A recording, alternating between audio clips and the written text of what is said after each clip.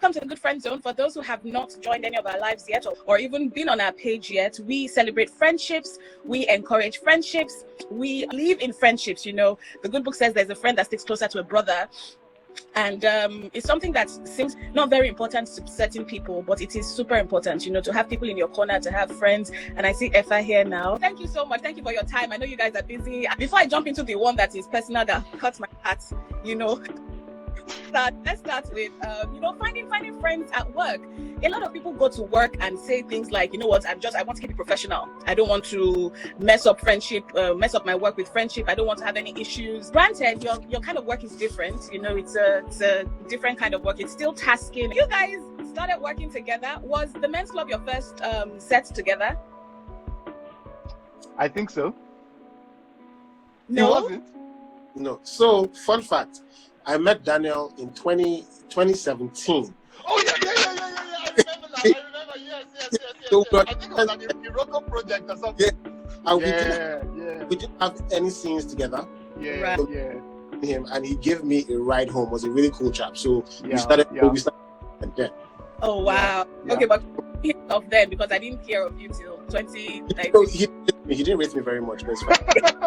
You know, I gave him a ride home and they were just talking and I thought, okay, this guy is actually interesting and he's really deep, you know. But the discouraging thing was at the time he had taken me into one far place like this. I should have dropped him in one. I was like, oh no, it's not gonna work. I should be coming to this place. Yeah, but that was the first time we met. Oh, okay. So I'm glad you remember that. And then the men's club happened, and I feel like that's where you really hit it off. Would you admit the success of the project? If the men's club was not that successful, do you think you guys would have been cool, or was there a bond formed because of the success of the men's club? Okay. So at the end of season 1, we're all cool, but because of proximity, Daniel and I are not too far away from each other. Ayola and Badge, we're on the mainland. We're island boys. And so it was enough for us to see. And Badge and Ayola went to school together. And on the show, they're closer. So we had more scenes together. And after season 1, kind of playing like my cousin or something. You're kind of playing like my cousin or my brother or like my family friend or something. In that film. In season 1. Yeah. It just kind of happened organically. And by the time we were shooting season 2, we were even closer. And by the time we were doing season 3, where we had to be camped, they now put our side by side. Rooms side by side. Yeah, our rooms are side by side. The door couldn't be locked. Yeah. In our rooms, and it couldn't be locked. So we ended up just spending a lot of time together. So it kind of grew over the years. Right. Effa, what was it about Daniel that made you want to stay friends with him? I'm sure you met other people on set and all of that, but you saw this young Calabar boy man and decided. And we're both from the same state, anyways, right? We're both from Cross River State as well. Okay. So that was like a start, but I feel like what has helped our friendship is the kind of things that we talk about. So we both like football, we both play video games, but more importantly, we talk about stuff that is important for our careers. Right. Now, I feel like why some people might not have 20 friends in the industry is maybe jealousy, or maybe they are worried that this guy might do more than me, or, you know. But I realized that with Daniel, the conversations that we have are very honest and helpful conversations. So I'm on what, 90k followers. Then you're like on one something, 120, 130. No, 115. I remember I was at your house. I think it was Christmas. I'm like, yo, man, what's up, man? Look, this is what I did, and I think this helped my followership, man. I think you should try it out too, you know. Or if someone reaches out to him for a movie, like, what do you think? This person wants to cast me for this. What do you think about that? So we've had honest conversations, you know. So, right. So even in terms of social media strategy that people tend to hold to themselves, you know, something that you were sharing with one another. Like, man, try this out, man. Do this. I remember, I think I got verified first, I think. Yes. And then Daniel called. Yes. Oh, gee, man. Got verified. Oh, man. I said, it was a little video word that said, do X, Y, Z. Yeah, try it out. The next day or 2 days after it was verified. I'm like, yeah, man. Like, that's a win. You know? And the inflow started to multiply. We give God the glory. Okay. Yeah.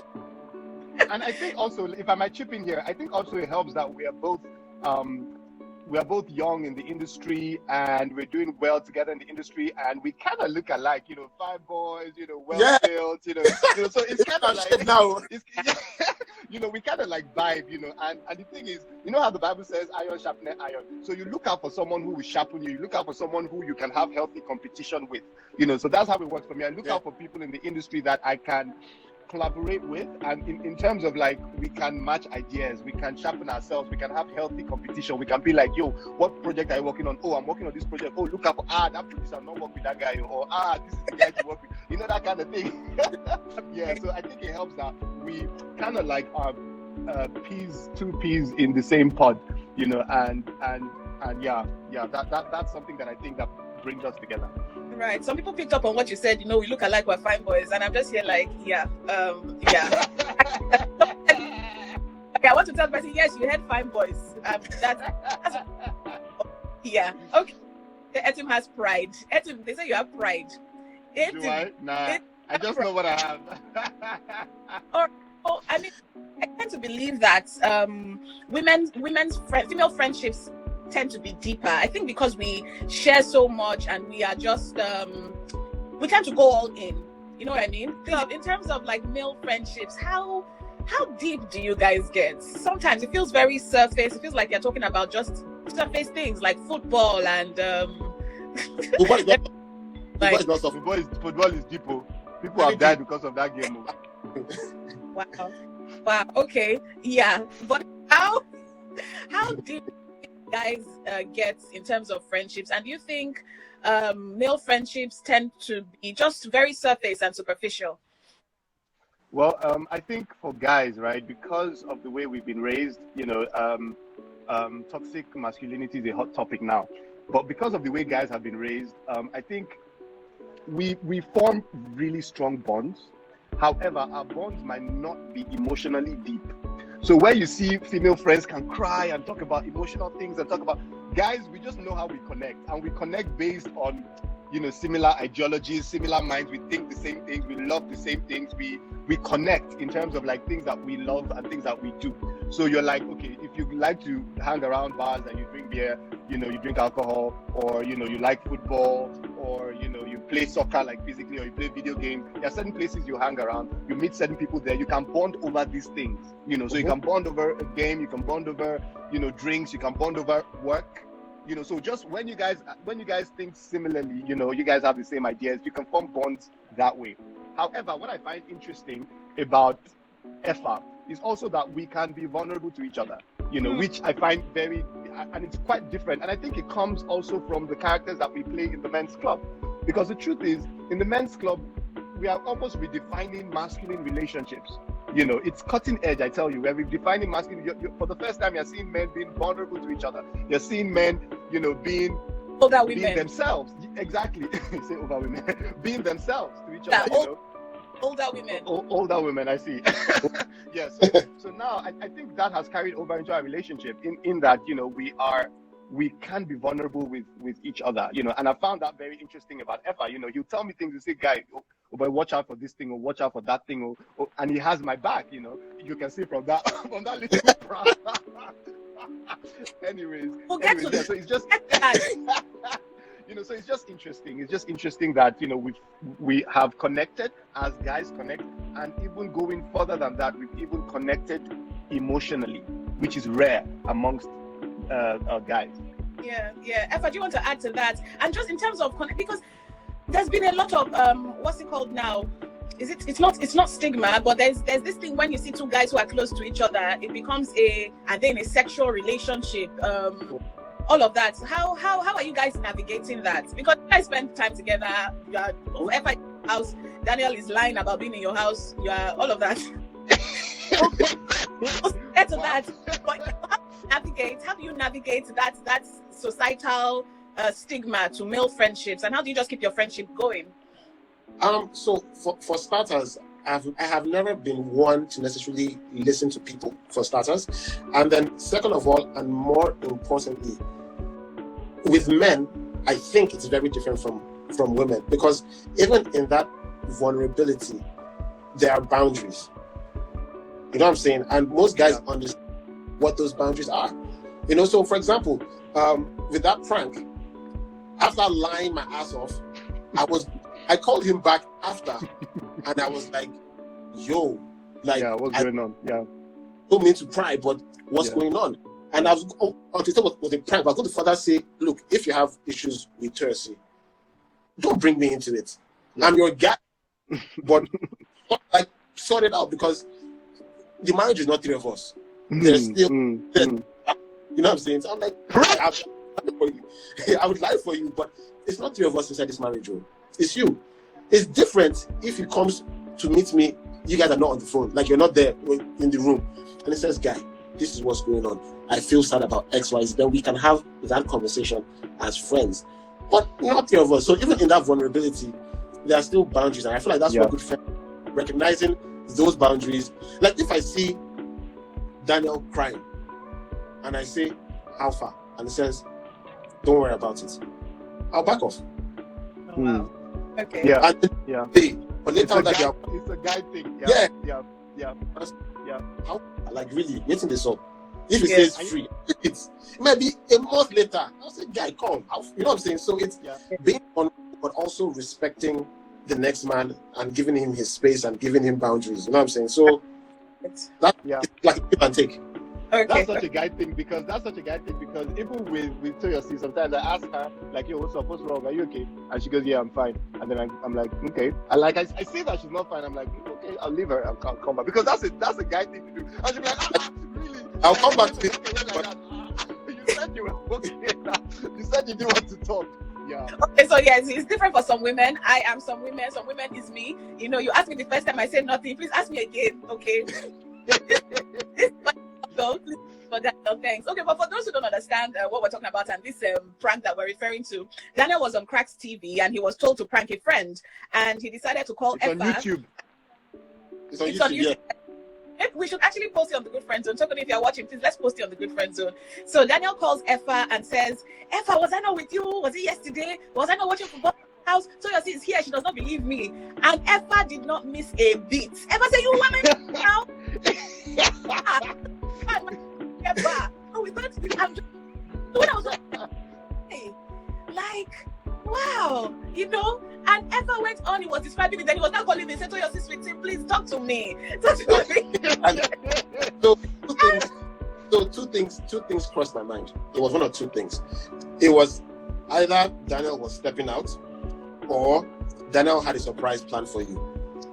So I said, "Look, whatever this thing is, Daniel has a plan."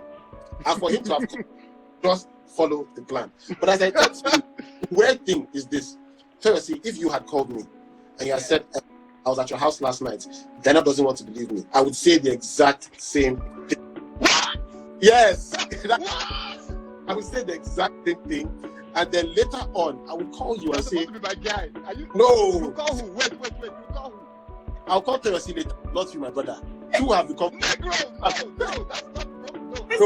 No. Because, can you calm down? Can you give him his own? Thank you. You're supposed to call me. What if she's planning a surprise? I like that one. Now planning a surprise. # planning a surprise. Yes, what kind of dirty surprise is that? Let me tell you, Effa. No, let me tell you, I disagree.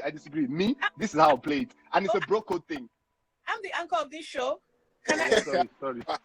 Carry on. Yeah. Okay, thank you. So thank you, Effa. And since then, people are saying you should relax, I think. You know, people are saying you should relax, Mr. Effiong. Thank you so much. Effa, I've seen Effa since that time, and he said the same thing as well. He said that, you know what, it may have been, if it was me, like, you would have done the same thing. And that made me feel kind of warm and squishy, I think. I'm not sure, you know. But yes, I understand what Daniel is saying about the...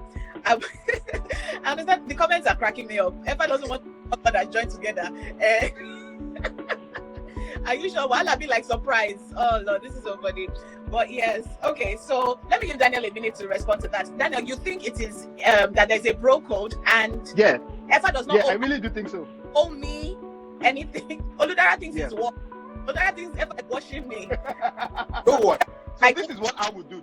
I would do, Effa. This is what I would do. If your babe should come to me and says, "Oh, Daniel, wasn't I at your house? Didn't I come to your house? Blah blah blah blah. I'd be like, yeah. I was like, yeah, okay, cool, yeah, cool, right? And then I will find out what. Yes, I will call her again and say, is everything okay? What's going on? That's what I'm saying. You call her. You will call me first. Let's play along. I think you should call and then but say if it's what's not a surprise. If it's a problem. If it's a problem, what? Please finish that sentence. Yes, if it's a problem. If it's a problem, because Effa is my friend, I owe it to my friend, and because Effa is my friend and he's the guy in the relationship / marriage / whatever, I would tell Effa that, my guy, this is what's going on.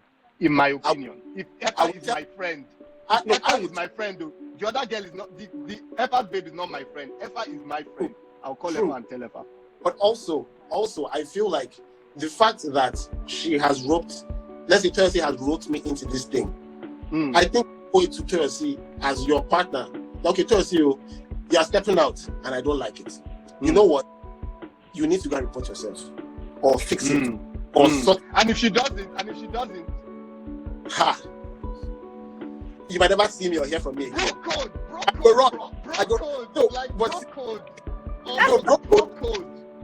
code, but at the same time. Bro code is different. See, bro code is different. I'm talking bro code, though. Bro code. I'm not even saying church. I'm not even saying. I'm saying bro code. Pastor. If Toyosi calls me and she's stepping out and there's a problem and I come to meet you and there's this big issue and you guys now finally settle, I can never eat in your house again. Because if you poison me, it will be awkward. Like we'll sit down and we'll be like, awkward. I get what you mean. But see, Effa, last, it depends on the individual. I think it depends on who and what you're dealing with. I'm really sorry. Somebody said leave bro code. I beg. Hell is real. I just feel like with couples, I'm telling you, with couples, you just leave them. Just leave them. Let them sort it out. Yeah. It's hard, though. It's hard, but I get what you mean. It's hard, but I get what you mean. So you, Effa, put yourself on the hot seat now. If it was you and someone finds out something, you'd rather the person not tell you? I'd rather the person put my partner in a position where she would have to tell me, so we can that. And if your partner refuses to tell you, that's why I said the guy should just disappear. Because me, they come to the house and say, "Bruh, man, I'm upset." I just and I'll keep calling her. Look, have you sorted? Is it done? I cannot come back. But you don't want to. But if it's never done, you just forever disappear. We'll see on set. First of all, I like you a little more now. You know, you're welcome to my home. You are. Wow. Daniel, you cook. Oh, I said, Daniel, I can cook. Have you sent me cake? No. You get, but yeah, so this is really, really interesting. So I mean, we were talking about the whole friendship with guys, all of that. Is it easier? I think it's let me ask you, is it easier being friends with a guy, his partner, so wife, girlfriend, all of that? Does it make the friendship better? You know, I know some people who, if the wife doesn't like you, then that's it. You know, it's almost as if the woman dictates the friendship in the home. There's a baby crying around me. I apologize, sorry. No, sorry, someone has been calling me as well. I'm apologizing myself. Okay, so Mr. Effiong, I mean, in terms of friendships with couples, does it make the friendship easier, better when you are friends with the person's wife as well? That's really not a thing. Absolutely. You know, I subscribe to the opinion that happy wife is a happy home. You know, you want to be friends with your friend's wife. You want to. If your friend's wife doesn't like you, it's a problem. Even personally, I won't even be comfortable going around that person and the person's house. If the person's wife doesn't like me, I'll stay away. That's the truth. By the second visit, the woman is giving me some kind of funky vibes, I'll just stay away. I like my self-respect. I don't like trouble. I'll just stay on my own, you know. But it's very important because women have a way of bringing people together. If you come to your guy's house, the woman, you know, brings out food, brings out drinks. You feel welcome. You want to come again. It helps. I'm telling you. And I love my wife to be that kind of person, to be the person that draws people together, you know, because I sort of like grew up in that kind of home where my mom or my aunt or whoever was, you know, the wife of the family at the time was an aggregator. She'd bring people together, you know. She'd throw parties, she'd do dinners, she'd do lunches, you know, always has food, always has drink, always brings people together. And not just with food and drinks, just her vibe, you know. She's always happy to have her husband's friends around. You see them joking about it, you know. I remember there was one time my aunt, there was this dinner, and my uncle's friend came to join us at the dinner party. I was really young, some really expensive hotel. And then my uncle's friend came and kissed my aunt on the lip. And I was young. I think I was like 10. And I was like, whoa, like, I've never seen that happen before. Like, oh my, and all these adults were laughing about it, and they were, you know, high-fiving themselves. And I'm like, what? They were that close. They were that close. But that generation was a different generation. And then back at home, you know, he had some other day, I think this same uncle had gone to play squash and had come to the house, and you know, they showered in the same bathroom, and you know, my uncle was in the shower, his friend was outside, you know, and then my aunt was going to walk into the bathroom, and then his friend was like, no, can't you see my friend is naked in the bathroom? Where are you going to? Just making jokes about it. It was really fun. It was really, really fun, you know, having my uncle's friend around, and that's what I look out for in my own home. Oh wow. Okay, this is your home. We'll discuss this home of shower because but it seems a bit old, but yeah. As much as I agree with Daniel, so there are two sides to that. I'm a huge fan of respect. So take for example, let's say my partner doesn't like Daniel. I would still hang out with Daniel. Like, it won't necessarily affect my friendship, but I'll just say, Daniel, when my wife really to feel you, so we could just drink for bar or we'll hang out. We just won't come to the house. But flip side is, if she respects me, I think she should respect my friend as well. I'm not saying hug him and throw a party every time he comes, but accord him respect and treat him well. You don't have to sit down with us and gist. Yeah. But if you offer him a drink, smile and say welcome, then you can go to the room or go out. But at least if I say this is my friend, treat him well. And if you have a friend I don't like, I won't be cold. I will tell you I don't really like this friend though. But if she wants to come to the house, fine. I'll say welcome. How are you doing? Oh, how is work? Oh, dope. Let me go and do something inside. And I'll bounce. Right. So I feel as much as you can welcome them, I feel like regardless, you should always be welcoming, you know. Okay. So I've enjoyed this so far. I usually like to make this about 45 minutes. Meaning we have 10 minutes-ish left. Effa, let's talk about... So we're going to do something different today, by the way, before we jump into Effa's segment. There's an Effa segment. Relax, please, sir. I'm the captain now. Yeah. We're going to have one or two people actually join the live to ask a question. So feel free to now send in your request, and it's going to be like a mini kind of thing. And we will pick 1-2 people to join the live to talk to Mr. Effiong or Effa Iwara. Okay, Effa, I want to talk about your status in terms of maritally. Your marital life. How is your marital life? I know that there was a time you were being auctioned. On Mr. Etim Effiong's page, he was auctioning you, and this is because, for those who don't know, Mr. Effa Iwara is the only unmarried member of the men's club. All the other men are true. Other men are married. Your Effa is the only one who is unmarried. No pressure, please. We're not even putting any pressure on you. But how are things? You know, how are things going? How are things?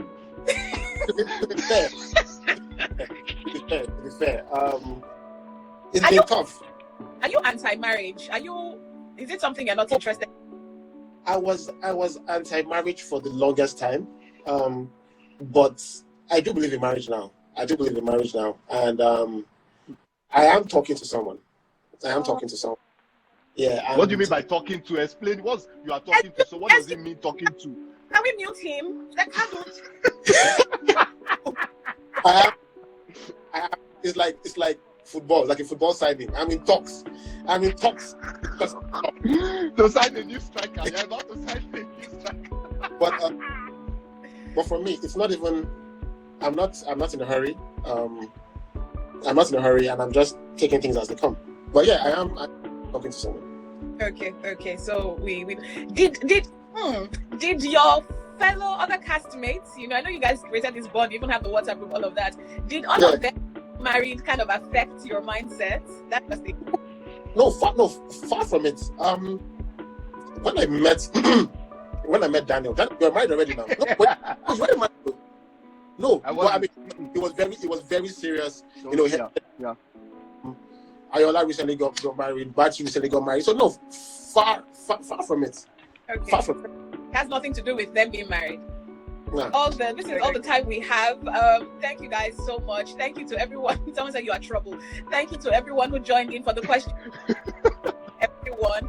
But final words on friendship. So what is friendship to Effa? Friendship, in the last few months, I have gotten to understand friendship in many ways. But what I have come to realize is friendship perseveres regardless. And I'll explain. Nobody's perfect. Right. I don't expect Daniel to be perfect. And that's why we're friends. Because if he was perfect, then he wouldn't need friends. Right. So it's really about being there for someone no matter what. A lot of people give up on people. I would only stop being friends with Daniel if Daniel kill me. You know what I'm saying? Because that's different. He's trying to actively harm me. So it would be stupid of me to be friends with him. But it's kind of like saying, let's say Daniel doesn't call me for 6 months or 1 year. It doesn't affect our friendship. I'll be more worried about him. Like, why hasn't he called me? I see a lot of people saying, that one's not my friend now. He hasn't come and see me. The hang. This one, that one.